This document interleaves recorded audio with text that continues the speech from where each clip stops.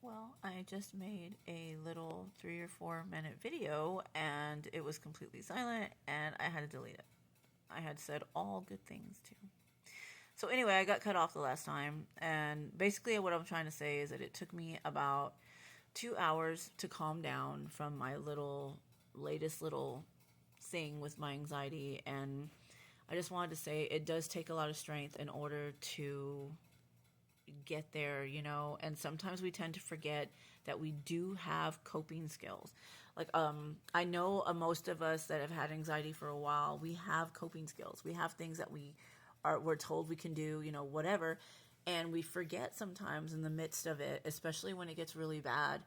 Like me, when I go into my derealization, depersonalization, I have to like be quick to grab myself, because I will go off the deep end so quick, like I did today, in a way. See, I'm having breathing issues right now. But I know, like, for instance, one of the things I always go into instantly is box breathing, right? So I breathe in slowly through my nose, I hold it, and then I breathe out slowly through my mouth, and then I hold it again. And it just, the 4 seconds, 4 seconds, 4 seconds, 4 seconds, I call it box breathing. And then, of course, like my therapist told me, the 5 4 3 2 1. The other day, my husband had to bring it up to me. I was having anxiety a little bit when we were walking. We walk every day. When the sun's going down, we go for we do like a 3 mile hiking thing, right? And so my anxiety started to kind of go crazy. And he was like 5 4 3 2 1. So of course he was helping me. I was like 5 things, right? So I was like, okay, so five. I'm like, there's a tree, and I try to go into as many details as I can, and the 5 things you can see, 4 things you can hear, I believe, and then like it goes down. Y'all know this, I think, most of you. And then there's like, okay, the box breathing, that, and then there's like the ice thing where like you can eat like a piece of ice, or like chew on a piece of ice, or like drink something super cold, and it makes your brain like focus on, oh, something suddenly cold went into my mouth, or whatever. And so like it helps to distract you from your thoughts. And but sometimes we do forget that we have those skills, that we know those things. And then sometimes, I know, like with me in the past, it was bad because I would just be like, oh, it doesn't work. Oh, it doesn't work. I'm not going to do that. Like, what? It's just stupid. And then when I actually took the time to actually do those things, it worked. The only thing that really didn't work for me was the breathing, the other breathing techniques that everybody always talked about. Like, there was other breathing techniques out there that I've tried, and the only one that's ever worked for me is box breathing. But anyway, so I just wanted to talk about that. It took 2 hours, and it's funny because like what I was saying in the last video that didn't make any sound, was my daughter, right? She like called me yesterday, I believe, and she was talking to me about what she was feeling. She was having like some chest pains, or when she breathed in and all this stuff, and I was trying to calm her down. I was helping her through it, and I was giving her advice on how to check if it really is your anxiety, or if it's something really serious, right? If it's something real, or if it's your anxiety, or if you should even go to the ER at all. And so I was telling her about like what I always do, what I've been doing, and I was telling her, this makes sense, this doesn't make sense. I was telling her about what doctors have told me in the past when I used to go to the ER like every day.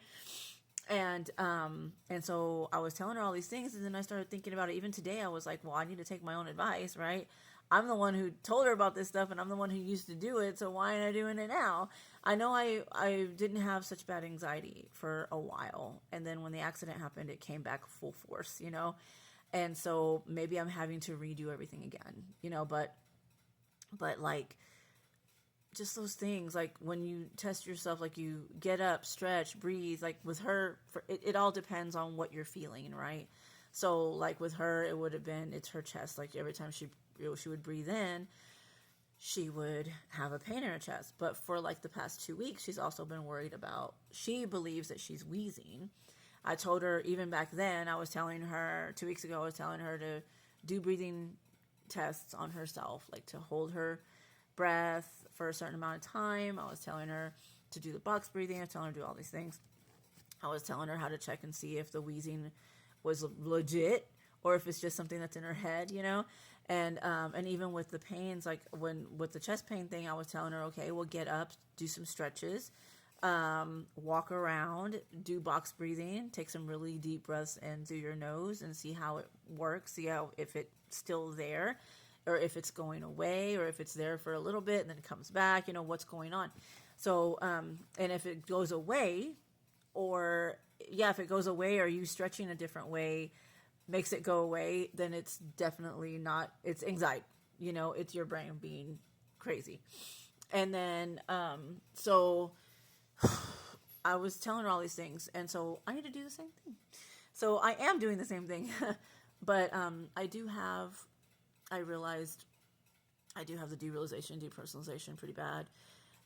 When it comes to times like this, like I'll go into my panic and I start to, you know, I feel like everything's a dream. Everything feels like it's a dream all around me. And it's hard. I know that it's a struggle. And like I said, I've said this so many times. I believe people who deal with anxiety and panic disorder are some of the strongest individuals I have ever known in my life, because we deal with some messed up stuff and supposedly it's not real, right? And supposedly you don't really have a problem. It's all in your head, right? As they always like to tell you. But it's not all in your head. You know, it's like to get somebody to understand that you really are feeling these symptoms and that you really are, like, these things really are happening to you, you know? And it's just chaotic. Well, anyway, I'm going to go back out there. My husband is making cake and cookies because he wants to. And I think that's great. Of course, I shouldn't be eating it because my anxiety will just get worse, right? But anyway, I just wanted to share this with you guys. I'm trying to share more with you guys because I realize it's supposed to be a channel about like connecting and making sure you know you're not alone. So I need to talk about these things that I feel. I need to talk about the things that I'm going through when it comes to my anxiety, all these things. And so I've decided to start sharing more again. I know I used to do this a long time ago, and I guess maybe a part of me felt a little ashamed because my anxiety had gone away and I was doing so much better. And then it started coming back. And there's a lot of reasons why, but stress, you know, I can't handle stress as well as other people can. So there we are. But anyway, I will talk to you guys later. Remember, you're not alone.